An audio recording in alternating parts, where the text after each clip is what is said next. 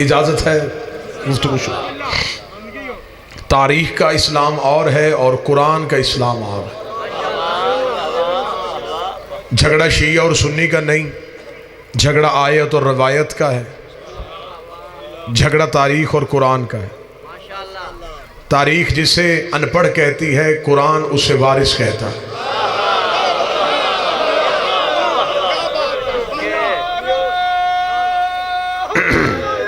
ये हाल है।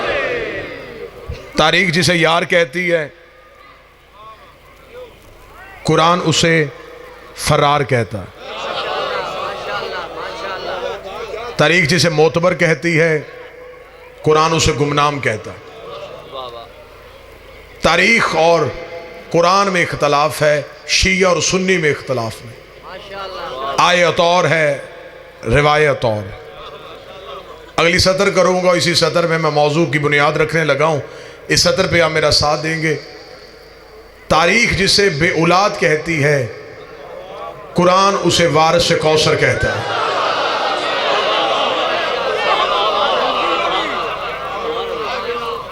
तारीख़ ने जिसे बेऔलाद कहा, कुरान ने उसे वारिस कौसर कहा। अरब के जाहिलों ने आके नबी को ताना दिया, तेरी औलाद है कोई नहीं, बेटा तेरा है कोई नहीं, दीन तो अपना फैला रहा है, जितनी देर जिंदा रहेगा लोग नमाजें पढ़ेंगे, जब दुनिया से चला जाएगा तेरा दीन भी मर जाएगा। दीन उसका जिंदा रहता है जिसका वारिस जिंदा रहता है, बात उसकी कायम रहती। तवज्जो मेरी तरफ कीजिएगा, वक्त के दामन में वुसअत ही नहीं कि मैं तफसीलात को छेड़ सकूँ।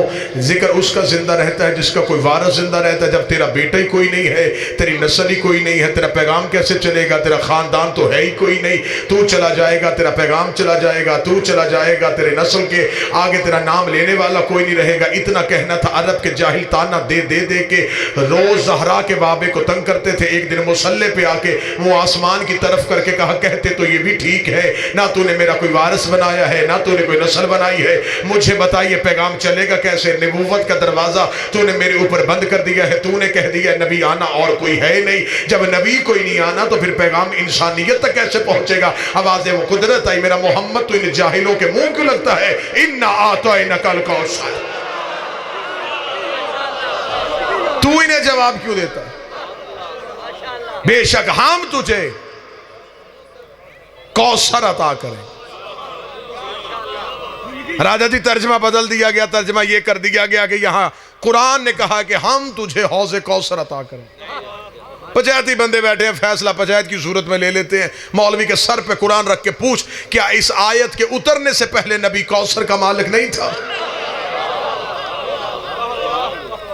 क्या जब तक ये आयत नहीं आई तो उस वक्त तक नबी वारिस कौसर नहीं था?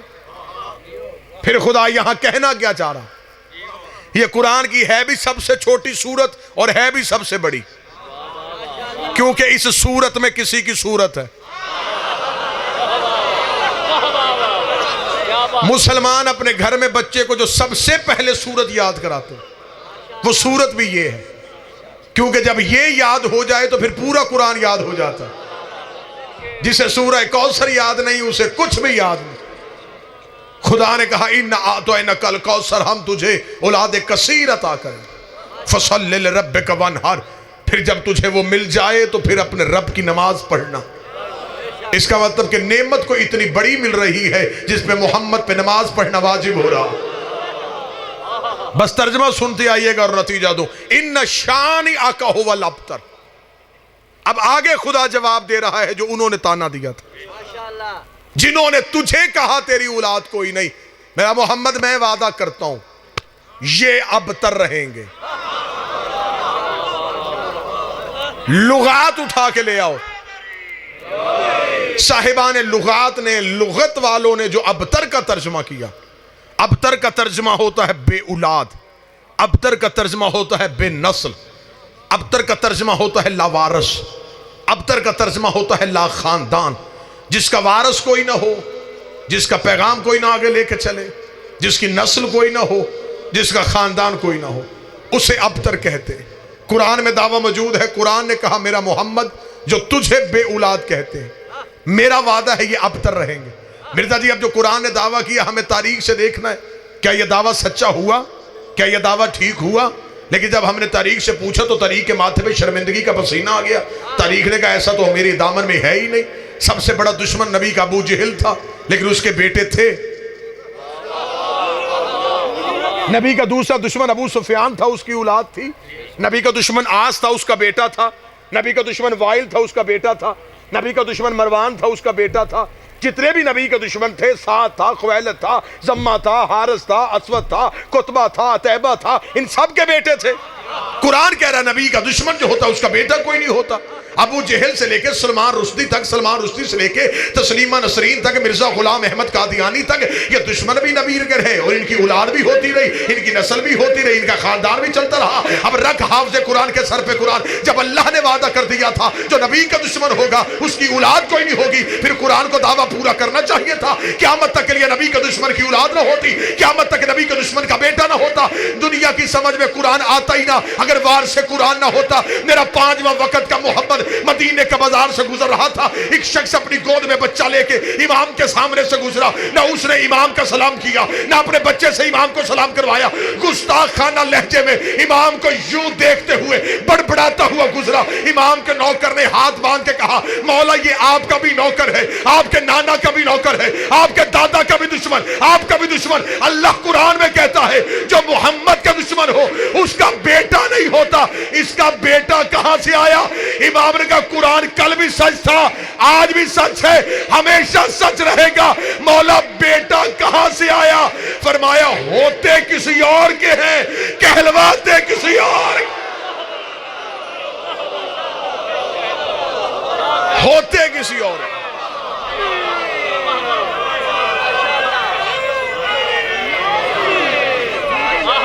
बिस्मिल्लाह।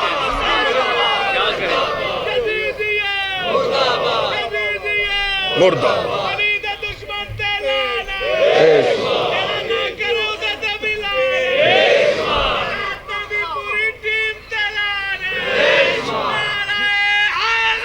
यार होते किसी और के, कहलवाते किसी और। नबी और अली का दुश्मन सब कुछ हो सकता है, हलाली नहीं हो सकता। अहले सुन्नत किताब में हवाला दिखाने के लिए तैयार हो। एक बंदा नबी के सामने आया, वो नबी की नकलें उतारा करता था। लोग उसे पकड़ के नबी के पास लेके आए। नबी ने कहा फख्र जाइयो हर रजीम, निकल जा मेरे दरबार से हरामी। इतना कहना था, वो चुप करके खुल के अजीम के मालिक ने जिसे हरामी कहा हो, चुप करके दरबार रिसालत से बाहर निकला। घर में आया, माँ चूल्हे पे बैठी रोटियां पका रही थी। माँ के करीब आया, करीब आके लगा, अम्मा सच बता मेरा बाप कौन है, सच बता मेरा बाप कौन है। उसने कहा पूरा अरब जानता है, तो उसका बेटा है जिसके नाम से मशहूर है। इतना कहना था, नाम भी मुझे याद है, लिखा भी तारीख में है, लेकिन मेरी मजबूरी है, मिंबर पाक है और नाम नापाक है। कुछ नाम ऐसे होते हैं जो मिंबर से लिए नहीं जाते। उसने कहा जिसके नाम से मशहूर है, पूरा अरब जानता है, तो उसी का बेटा है। इतना कहना था। उसने कहा अम्मा फिर भी सच बता मैं किसका बेटा हूँ, मेरा बाप कौन है। उसने कहा मैं बार बार तेरे बाप का नाम ले रही हूँ, तुझे यकीन क्यों नहीं आता? उसने तलवार निकाल के माँ की गर्दन पे रखी। उसने कहा सच बता बाप कौन है, क्योंकि जिसने मुझे हरामी कहा है वो झूठ नहीं बोलता।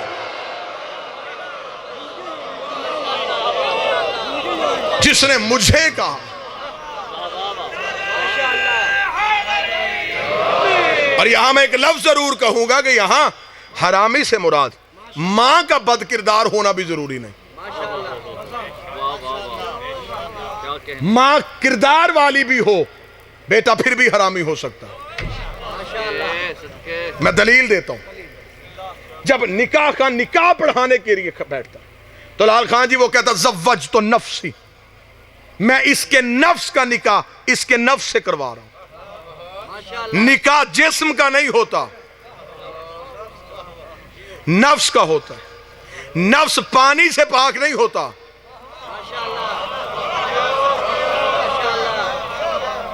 मदीने की मस्जिद में बैठ के नबी ने खुतबा देते हुए कहा कि इबादत जिस्म नहीं करता, इबादत नफ्स करता। मौत जिस्म को आती है, नफ्स सिर्फ जायका चखता है। सर ना हिलाए, जरा बोलिएगा। कुल्लु नफ्सिन जायकातुल मौत, नफ्स ने जायका चखा और जिस्म को मार दिया। मौत जिस्म को। फरमाया नफ्स जो होते हैं इबादत नफ्स करता है, इसलिए कहते हैं कि दुरान इबादत नफ्स पे काबू रहे। जिस्म सिर्फ रकते बनाता है, उठता बैठता है। इबादत का असल मुकल्लफ नफ्स होता है। पाकीज़गी नफ्स की जरूरी है। जिस्म का वजू होता है, नफ्स की पाकीज़गी होती है। निकाह नफ्स का होता है। मदीने की मस्जिद में नबी से सहाबी ने कहा, या रसूल अल्लाह, जिस्म पाक करने के लिए पानी भी आ जाता है, मुताहिरात में सूरज की रोशनी भी आ जाती है, ज़मीन की रगड़ भी आ जाती है, मौला ये नफ्स कैसे पाक होते हैं? फरमाया हुब्बु अली अरवाह नफूस, अली की मोहब्बत नफ्सों को पाक कर।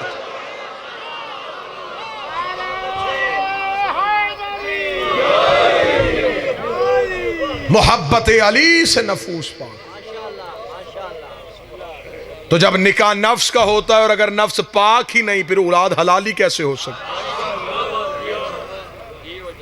औलाद को हलाली करने के लिए नफ्स पाक होना चाहिए। नफ्स को पाक करने के लिए नफ्स की खुराक का नाम है मोहब्बत आले मोहम्मद।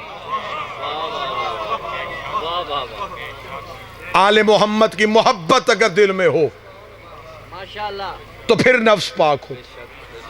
इन आतो न कल कौसर, हमने तुझे औलाद कसीर अता कर दी।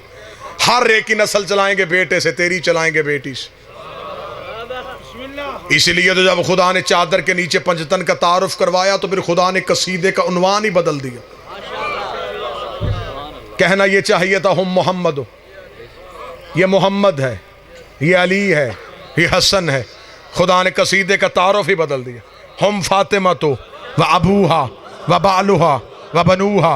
एक फातिमा है, एक फातिमा का बाप है, एक सैयदा का शौहर है, दो सैयदा के बेटे हैं। मेरे अल्लाह रसूल कलाम तू नहीं जानता तो कौन जानता है? चादर के नीचे अकेली फातिमा तो नहीं थी, चादर के नीचे खुद नबी भी थे, खुद अली भी थे, हसन हुसैन भी थे। तारुफ बड़े का नाम लेके करवाया जाता है, बीबी का नाम लेके क्यों करवाया? फरमाया मशीयत की निगाहें हाल के आईने में मुस्तकबिल के गंदे मुअर्रख देख रही थी। खुदा जानता था कल को बंदे ये कहेंगे नबी की और भी बेटियां थी, नबी की और भी बेटियां थी, मैं इनके कलम तोड़ा हूँ। फातिमा तो अबूहा, एक फातिमा है, एक बाप है, एक फातिमा है, एक बाप है, एक फातिमा है, एक बाप है। हम फातिमा तो अबूहा व बालुहा व बनूहा। एक फातिमा है, एक फातिमा का बाप है, एक सैयदा के शौहर है, दो सैयदा के बेटे हैं। मेरे ला तारुफ बीबी का नाम लेके क्यों करवाया? फरमाई इसलिए सैयदा का नाम लेके तारुफ करवा रहा हूं। कल को दुनिया ने कहना फला भी अहले बैत में था, फला भी अहले बैत में था, फला भी अहले बैत में था, फला भी अहले बैत में था। आज अहले बैत का तारुफ ज़हरा का नाम लेके करवा दुनिया को बता रहा हूं, अहले बैत मोहम्मद के रिश्तेदारों का नहीं, बतूल के रिश्तेदारों।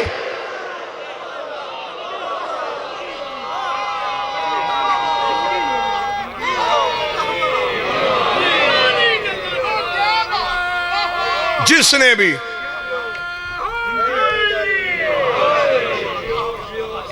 भी अहले बैत में अहले बैत में शामिल होना हो, वो रिश्तेदारी रसूल से नहीं, रिश्तेदारी बतूल से साबित कर। 5 जगहों पे अली और बतूल का अक्द पढ़ा गया, 5 जगहों पे पढ़ा गया। फर्श पे रसूल ने पढ़ा, चौथे आसमान पे दरदाईल ने पढ़ा, तीसरे पे इसराफील ने पढ़ा, दूसरे पे इजराइल ने पढ़ा, हिजाब वहदत में खुद खुदा ने पढ़ा। एक निकाह पर्दे के पीछे पढ़ा गया, एक मस्जिद में पढ़ा गया। आप खामोश हो गए, मैं दलील दे देता हूं। वहां निकाह इसलिए पढ़ा गया कि निकाह होता ही लड़की के घर है।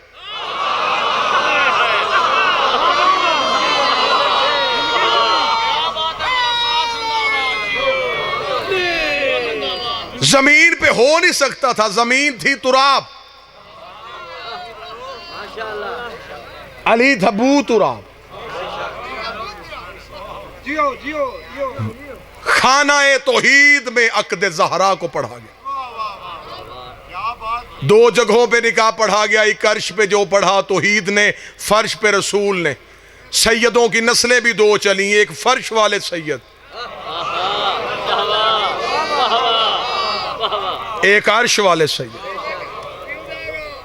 लिखा है किताबों में वो खुतबा निकाह खवास तक मखसूस होकर रह गया, आवाम तक आने ही नहीं दिया गया। जो निकाह खुद तौहीद ने बतूल और अली का पढ़ा, उसमें से अपने भाई हबीब से लेके आखिरी तक सिर्फ 2 सतरें पढ़ दे तो कितने खूबसूरत जुमले हैं, लफ्ज़ बताएंगे कि वो खालिक की जुबान से निकले। अली और बतूल का अक्त पढ़ते हुए खुदा ने कहा ज़व्वजतु बिल इरादत वल मशीयत, आज मेरा इरादा मेरी मशीयत से मिल रहा है।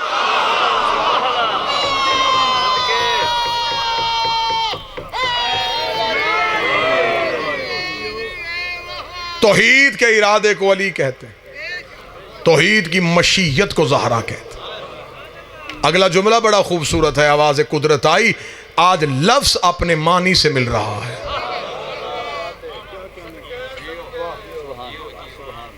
दो जगहों पे अक्त पढ़ा गया, अर्श पे तौहीद ने पढ़ा, फर्श पे रसूल ने पढ़ा। जिसकी इतनी इज्जत थी वह नौकर के दरबार में खड़ी थी।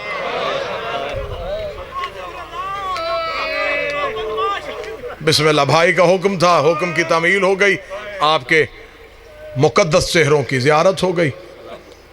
बहुत मोतबर नाम कसाइद मसाइब की दुनिया के मेरे भाई हैं, बरसरे मिंबर तशरीफ़ फरमाएँ। यहाँ हर जाकर मेज़बान की हैसियत से है, सिर्फ फहरिस्त में अपना नाम लिखवाने के लिए आए।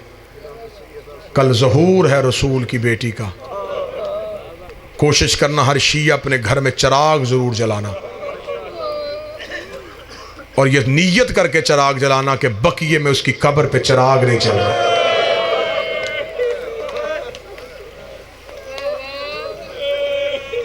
सारा दिन कोशिश करना इज्जत वाले मोमिनीन की खिदमत करना, कोई रूठा हुआ हो उसे मना लेना, कोई भूखा हो उसे खिला देना,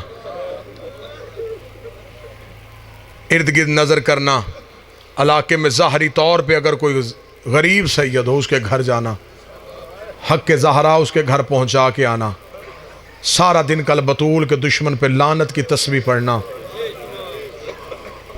आज भी धूप की चादर है ज़हरा की कब्र पे।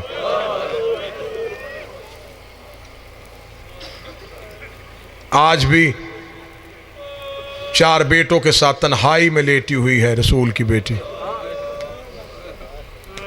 किस्मत माँ और बेटी की, माँ की कब्र पे भी फौज खड़ी है, बेटी की कब्र पे भी फौज खड़ी। हाय, माँ की कब्र पे भी रोने की इजाज़त कोई नहीं, बेटी की कब्र पे भी फौजों के पहरे हैं। आना मेरा पर्दे वाला वारस, जल्दी जाहिर हो, हमें बता तो सही कि हकीकी कब्र है कहाँ पे, कहाँ सो रही है रसूल की बेटी, कहाँ आराम फरमा रही है मोहम्मद की बेटी। मुझसे पहले वाजिबुल एहतराम बाबा इकबाल शाह जी जो पढ़ रहे थे, हक पढ़ रहे थे, उम्मत ने सैयदों का कब्रस्तान भी एक नहीं बनने दिया। अरब से चले जाओ, ईरान तक चले जाओ, जगह जगह सैयदों की नहीं सैयदादियों की कब्रें भी मिलेंगी। एक जगह पे कब्रस्तान नहीं बना। बस एक सतर पढ़ूंगा मुसीबत की, कैद निभा के वापस पहुंच गई अली की बेटी मदीने।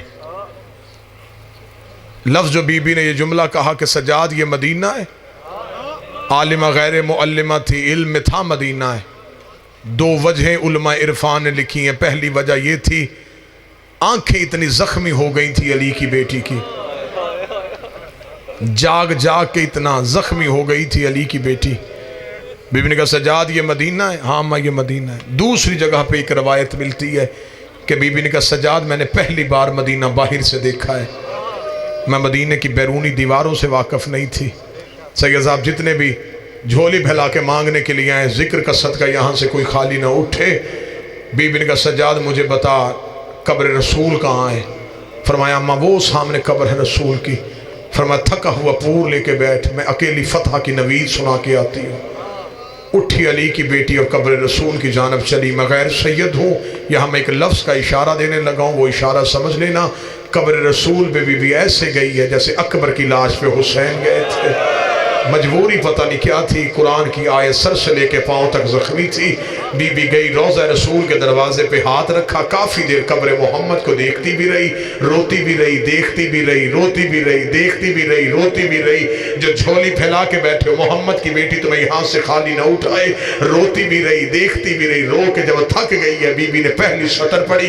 बीबी रो के कहती नाना कब्र से बाहर निकल के पहचान मैं वही ज़ैनब हो। बीबी ने दूसरी सतर पढ़ी। बीबी रो के कहती नाना तेरी अजान बच गई, मेरा मुअज्जन मारा गया। बीबी ने तीसरी सतर पढ़ी। बीबी रो कहती नाना तेरी नमाज बच गई, मेरा नमाजी करबला में सो गया। चौथी सतर पढ़ने से पहले अली की बेटी ने गठरी खोली, गठरी से हुसैन का तीरों वाला कुर्ता निकाला। कुर्ता निकाल के कब्र मोहम्मद में यूं खड़ी हो गई। रो के कहती नाना कब्र से निकल के पहचान ये उसी हुसैन का कुर्ता है जो तेरी जुल्फे थामा करता था, ये उसी हुसैन का कुर्ता है जो सजदे में तेरे कांधे पे बैठता था। इतना जुमला कहना था, यह कब्र मोहम्मद हिल गई। आवाज आई ज़ैनब कुर्ता हटा ले, ज़ैनब कुर्ता हटा ले, ज़ैनब कुर्ता हटा ले। बीबी रो के कहती नाना तुझसे बेटे का कुर्ता बर्दाश्त नहीं हुआ, रात आधी होने दे, मैं अकेली तेरी कब्र पे आऊंगी, तेरी कब्र के चिराग बुझाऊंगी, मैं तुझे अपना लिबास दिखाऊं। नाना तू फिर मुझे बताना, उम्मत ने इतना तेरे बेटों को नहीं मारा जितना तेरी बेटियों को।